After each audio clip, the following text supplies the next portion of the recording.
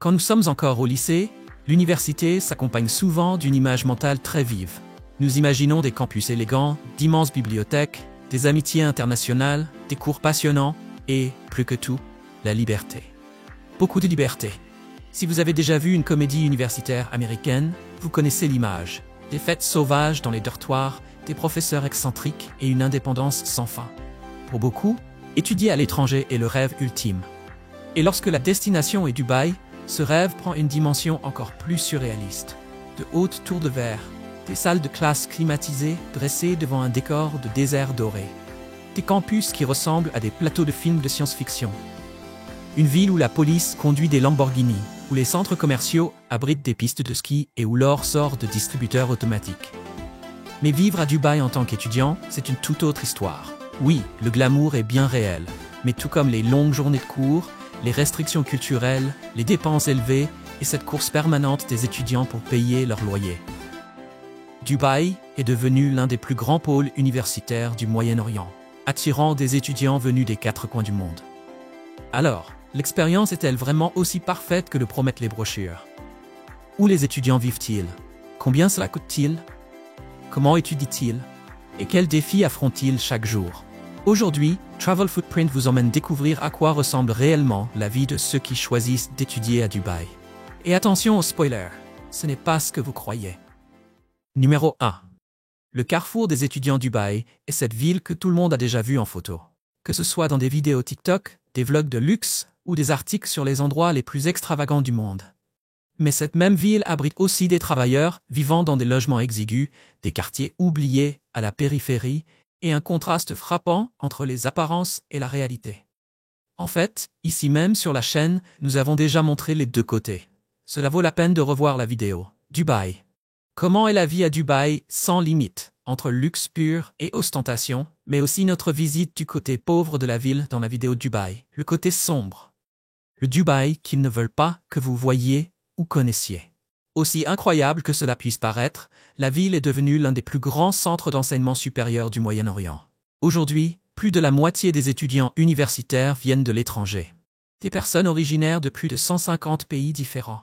On y trouve des Brésiliens, des Espagnols, des Américains, des Philippins, des Indiens, des Nigérians, des Égyptiens. Tous essaient de vivre une vie universitaire normale dans un endroit qui ne l'est pas du tout. Certains étudient dans les antennes de prestigieuses universités étrangères, comme l'université de Birmingham, venue du Royaume-Uni, et qui a implanté un campus à Dubaï. Ou encore Heriot-Watt, une autre université britannique spécialisée dans l'ingénierie et le commerce. Il y a aussi l'American University in Dubai, qui suit le modèle des universités des États-Unis et qui reste l'une des plus traditionnelles de la ville. À cela s'ajoutent de nouvelles écoles tournées vers l'avenir. On y trouve des cours entièrement consacrés à l'intelligence artificielle, à l'innovation et aux startups. Dans certains cas, le campus ne ressemble même pas à une université. Par exemple, la Tate University est installée à l'intérieur du Dubai World Trade Center, un immense bâtiment du centre-ville qui accueille également les bureaux de grandes entreprises internationales. Presque tous les cours sont dispensés en anglais. Les professeurs viennent de nombreux pays et les salles de classe résonnent d'accents différents. Le contenu est mondial et la mission est claire. Former des personnes capables de travailler partout dans le monde. Cela semble être l'organisation parfaite. Mais pour y accéder, les étudiants doivent suivre le rythme. Car derrière l'image moderne se cache une ville chère, remplie de règles et impitoyable pour ceux qui commettent des erreurs. Alors la grande question se pose. À quoi ressemble réellement la vie d'un étudiant à Dubaï? Où vivent-ils?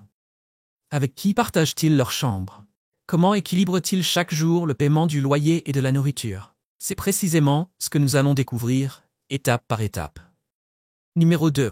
Le logement. La première grande question pour quiconque part étudier à l'étranger est toujours « Où vais-je vivre ?» Et à Dubaï, cette question a encore plus de poids. La ville est belle, moderne, bien organisée, mais aussi chère. Très chère. Pour commencer, toutes les universités n'ont pas de dortoir, et celles qui en ont ne peuvent souvent pas accueillir tout le monde. Cela signifie que la plupart des étudiants internationaux doivent trouver un logement par eux-mêmes. Et c'est là que commence le casse-tête.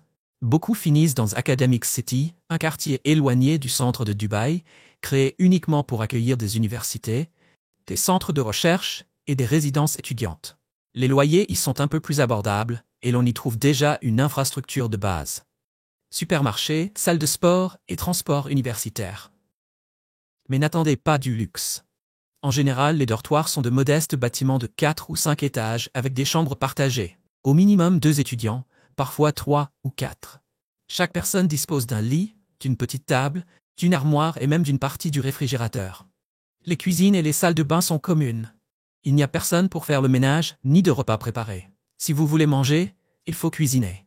Certains étudiants trouvent une place dans des résidences privées comme Uninest Dubai Land ou The Myriad.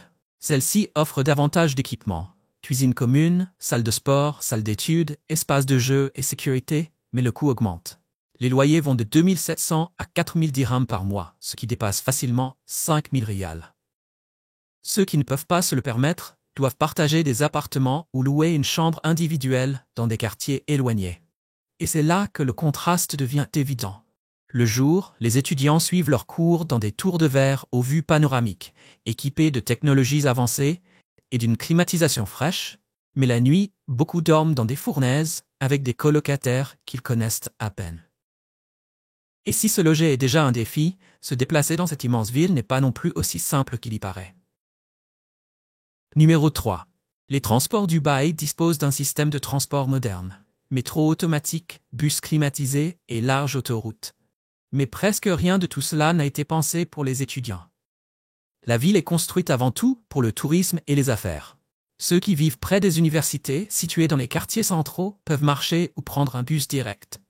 Mais pour les étudiants du sud ou des quartiers plus éloignés, les matinées commencent très tôt. Ils doivent attraper des bus privés qui passent par des arrêts clés et les déposent directement aux portes du campus. Cela fonctionne. Mais manquez le bus et vous êtes bloqué. Une autre option est le métro de Dubaï.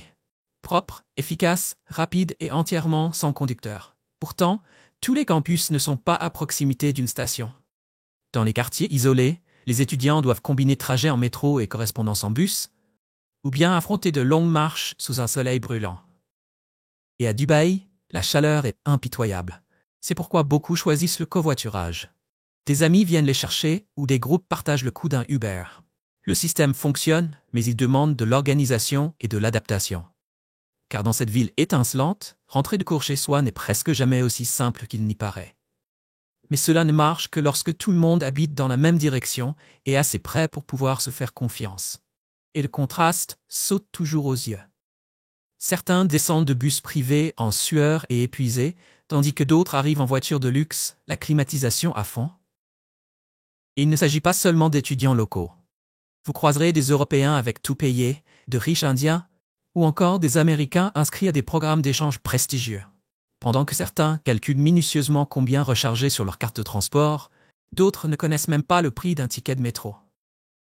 Au milieu de ces contrastes, l'étudiant moyen apprend à s'adapter. Tester différents itinéraires, économiser la petite monnaie et planifier ses horaires avec précision. Car à Dubaï, se déplacer demande plus que de simples infrastructures. Cela demande une véritable stratégie. Numéro 4. La nourriture et le coût de la vie. Comme nous l'avons mentionné au début de cette vidéo, s'il y a bien une chose qui pèse lourd à Dubaï, c'est le coût de la vie. Dubaï est une ville chère. Et dans la vie quotidienne, rien n'impacte autant le budget que la nourriture. Les options sont infinies. Les universités ont des cafétérias servant des plats du monde entier. Cuisine arabe, indienne, chinoise ou américaine. Un jour, vous pouvez manger un shawarma ou un biryani, le lendemain un hamburger ou une lasagne. Dans les centres commerciaux, les food courts offrent encore plus de variété. Mais tout cela a un prix. Un déjeuner simple coûte entre 30 et 40 dirhams, soit environ 10 à 12 dollars par repas. Cela peut sembler anodin, mais pour des étudiants vivant au mois le mois, ces montants s'accumulent rapidement, faisant de la nourriture l'une des plus grosses dépenses pour ceux qui étudient à Dubaï.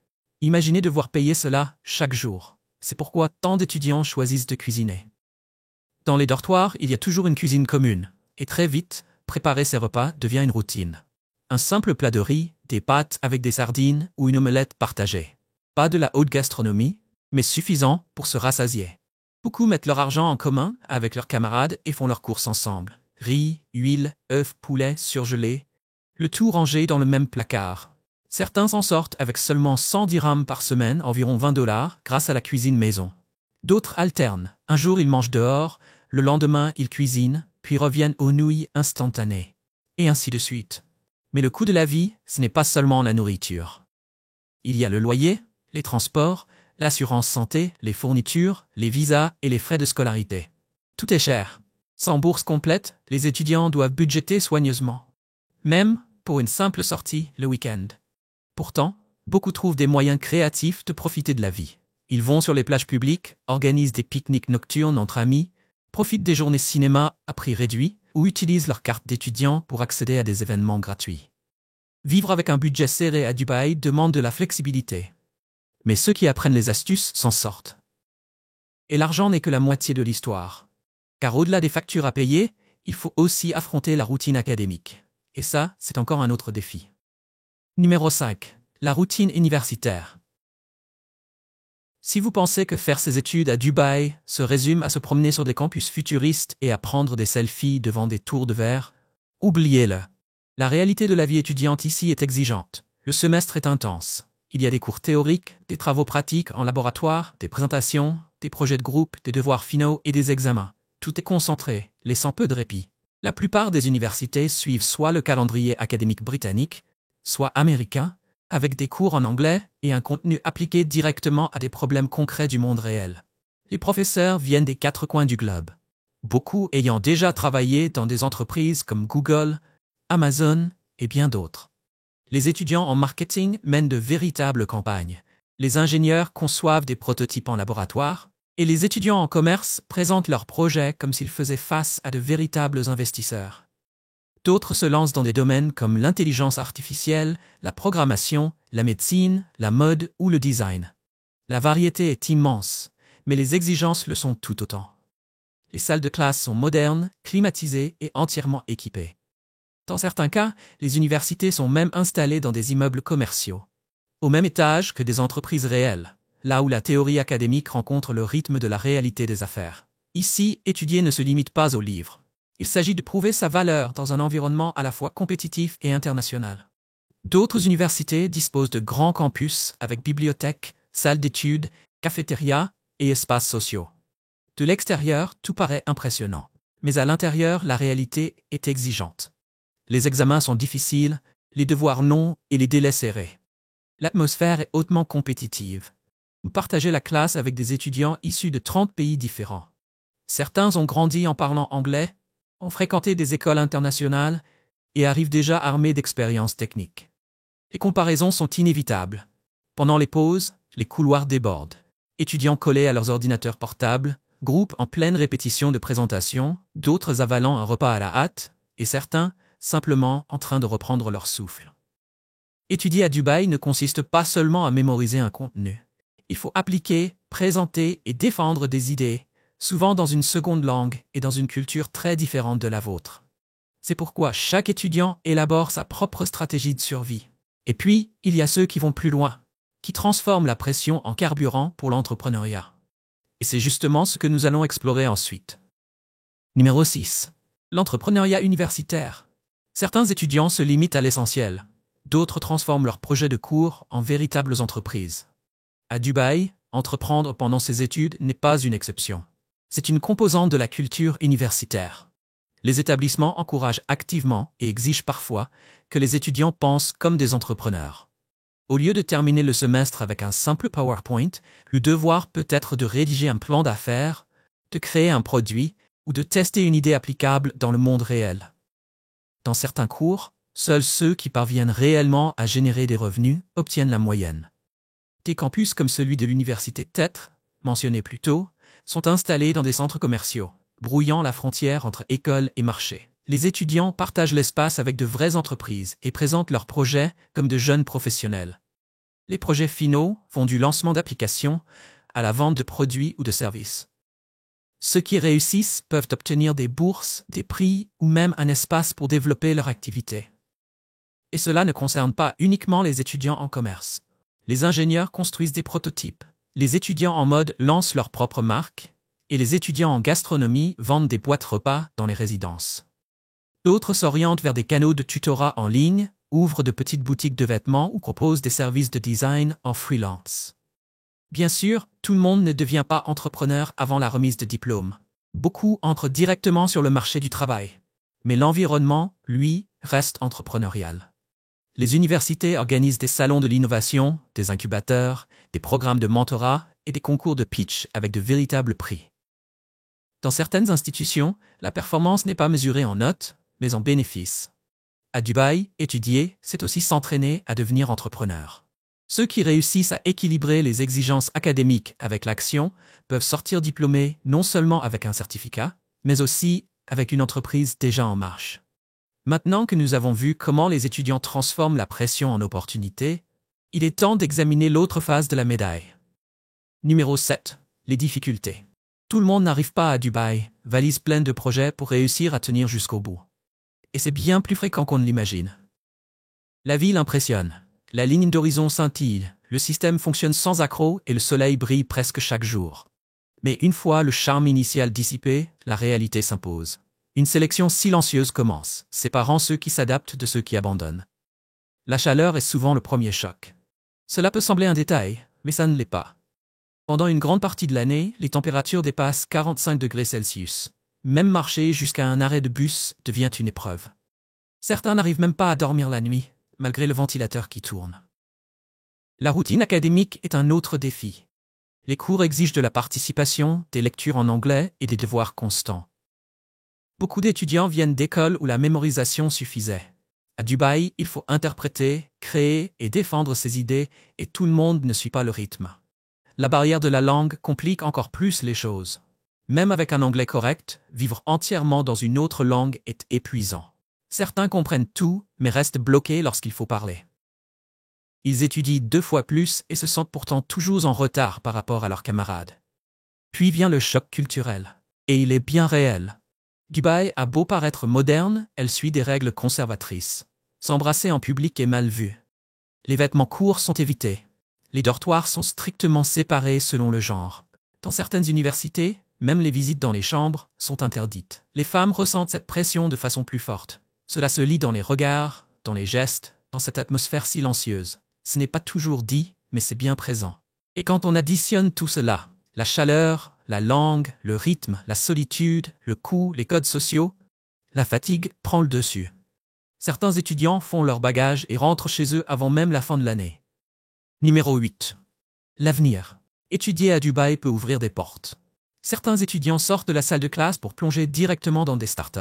D'autres décrochent des stages dans des multinationales ou prolongent leur visa avant l'obtention de leur diplôme. Mais rien de tout cela n'est garanti. Un diplôme international aide, mais il ne résout pas tout. Le marché est compétitif, le coût de la vie reste élevé et la résidence légale n'est jamais simple. Sans visa, impossible de travailler. Sans travail, impossible de rester. Pour beaucoup, la remise des diplômes apporte plus de questions que de réponses. Rester ou repartir. Tenter un nouveau visa. Tenter sa chance dans un autre pays avec ce qu'ils ont appris ici. Certains rentrent comblés, avec un solide CV, des contacts internationaux et un esprit ouvert. D'autres reviennent frustrés, avec des dettes, des pressions familiales et le sentiment de ne pas avoir pleinement profité de leur séjour. Pourtant, presque personne ne considère l'expérience comme une perte de temps. Être étudiant à Dubaï, c'est en fin de compte une expérience tournée vers l'avenir. Un mélange de privilèges et de pression, d'opportunités et d'incertitudes. Une sorte de résumé du monde réel, vécu semestre après semestre. Si vous pensiez qu'étudier ici se résumait au glamour, aux piscines sur le campus et aux photos sur Instagram, vous savez désormais que l'histoire est bien plus complexe. Oui, il y a du luxe, du réseautage, des technologies de pointe et des professeurs renommés. Mais il y a aussi des difficultés. De la pression, un choc culturel et des étudiants qui font tout pour étirer leur budget. Et maintenant, j'aimerais entendre votre avis. Après tout cela, envisageriez-vous d'étudier à Dubaï? Ou pensez-vous que ce modèle d'éducation mondiale n'est pas fait pour tout le monde? Dites-le nous dans les commentaires. J'espère que tu as aimé la vidéo d'aujourd'hui. Si c'est le cas, n'oublie pas de cliquer sur le bouton j'aime et de t'abonner à la chaîne pour ne pas manquer les prochaines vidéos passionnantes. Ton soutien nous aide à continuer à créer du contenu encore meilleur. Assure-toi de regarder la prochaine vidéo qui apparaît à l'écran, je suis sûr que tu vas l'adorer. N'oublie pas de laisser un commentaire sur le pays que tu aimerais que nous explorions prochainement. Merci beaucoup d'avoir regardé et à très bientôt dans la prochaine vidéo.